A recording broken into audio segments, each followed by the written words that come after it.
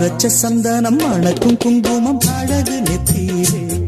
ஒரு அழகு தட்டகம் புதிய புத்தகம் சிரிக்கும் பந்தலிலே முழு சந்திரன் வந்தது போல் ஒரு சுந்தரி